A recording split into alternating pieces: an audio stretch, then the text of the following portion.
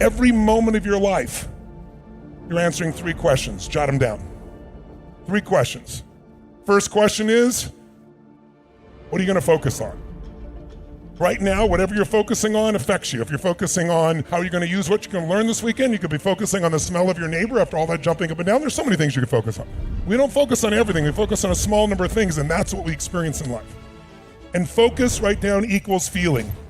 Whatever you focus on, you're going to feel, even if it's not true.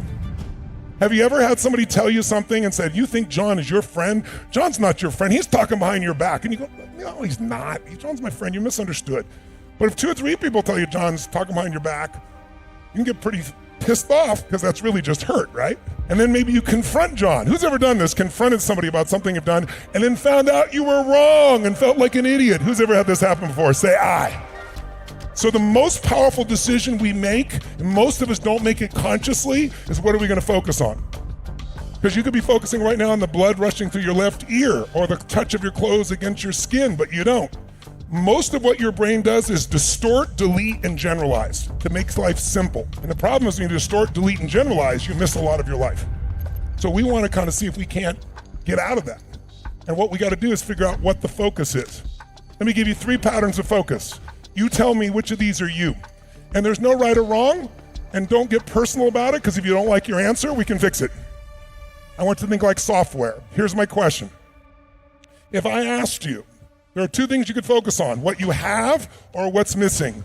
Which one do you spend more time focusing on? Shout it out.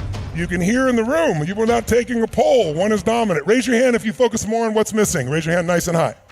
Keep your hands high and look around this room. It's about 95% of the room. Now I have a simple question for you. It's a really important question. It's a simple one, but an important one. Just think software. Don't think personality. If your brain is constantly focusing on what's missing, how can you ever sustain happiness no matter how successful you become? It is impossible. Raise your hand if you see this.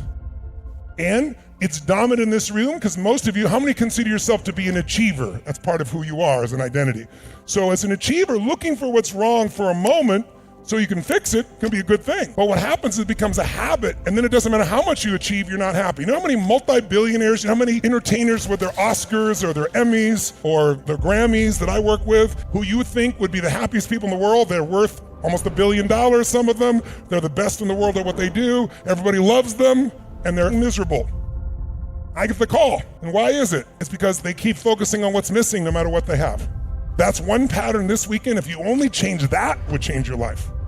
What happens when you focus on what you have? You feel alive. You feel no scarcity. You feel joy. How many of you have lots of things in your life that if you focused on it, you could feel grateful for, you could feel excited about? How many got lots of things like this now? Say I.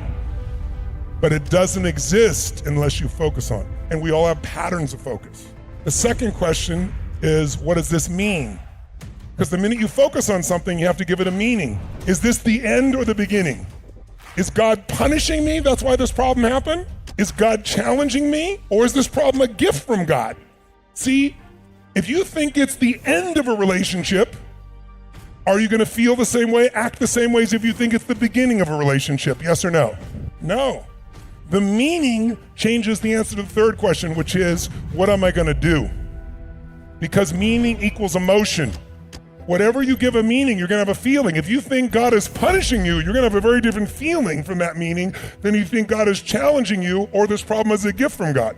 How many follow here? Say I. People oftentimes have trouble in their relationship. You know why? In the beginning of a relationship, what's your focus? Are you trying to get them to give you things? Is that the primary focus? When you really love somebody, what will you do for them? Shout it out. What will you do? What will you do? What will you do? If someone says to you, would you take out the trash? Go, take out the trash. What else can I do for you? In the beginning. But after 7 days, 7 weeks, 7 months, 7 years, or 70 years, somewhere between 7 days and 70 years, they go, could you take out the trash? You go, what do I look like? You're a janitor. You go, I don't know what it is. We used to have so much passion. What happened? If you do what you did in the beginning of the relationship, at the end of the relationship, there won't be in it. Because in the beginning, it wasn't a trade. You weren't measuring your meaning. You were focused on how to give. How many can relate to this here? Say I. Once you start measuring what you're getting, it's a transaction. Transactions don't make anyone feel good long term. I'll give you another one on focus, another pattern. Do you tend to focus more on what you can control or what you can't control, what's outside your control? Which do you tend to focus more on, what you can control or can't control? And watch this, it'll be a different pattern this year, I guarantee you. Raise your hand if you focus more on what you can control. Raise your hand. Keep your hands up nice and high. Look around. It's about 80%. How many focus on what you can't control? Can't control. It's about 20. So it's about 75-25 or 80-20. But notice this one is more focused on what you can control, more people. That's why you came here. How many came here so you could take more control of some area of your life here? Say, That's why you're here. And how many of you know someone that you wish came with you that frickin' needs this way more than you do, and they're not here? Why? They focus on what's missing, I guarantee you, and they focus on what they can't control, or they think this is just some guy talking, that can't change your life, which is really an unconscious belief that I can't change it. Now, some of you have both. What's missing is your focus and what you can't control. How are you gonna feel? Just forget you personally. Think as a software in the brain. What is someone gonna feel who's constantly focused on what's missing and what they can't control? What would you have to feel, my friends? Come on, tell me. Sad, frustrated, angry, depressed? But think about this. This is how we function. So why are they still depressed? Because they're still focusing on what's missing and they're focused on what they can't control. And I'll add one more. Do you tend to focus more on things from the past, the present, or the future? We all do all three, but where do you spend more of your time? Raise your hand if it's the past. Now look around the room. It's only about maybe 1 or 2% of the room. Because if you focus too much in the past, you wouldn't even come to a program like this. You might get enough of it, say, I want to change it. But if you focus on the past, since you can't control it, makes it pretty tough. How many focus more on the present? That's where you spend more of your time, in the present moment. How many focus more on the future? Watch this. Look at this future-based room here. Because that's what achievers do, right? We're focused on how to create a better future. Many of you came for that.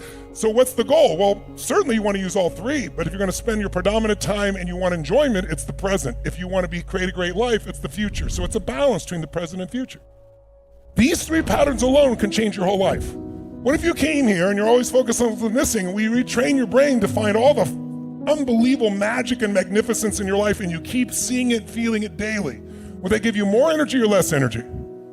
Hell of a lot more energy, and that's what's going to change it all. So our focus is the first question. Second question is what's going to mean. Is this the end or the beginning? Will that change how you feel? And based on how you feel, will you answer what to do differently? You bet. These three questions are happening every moment of your life.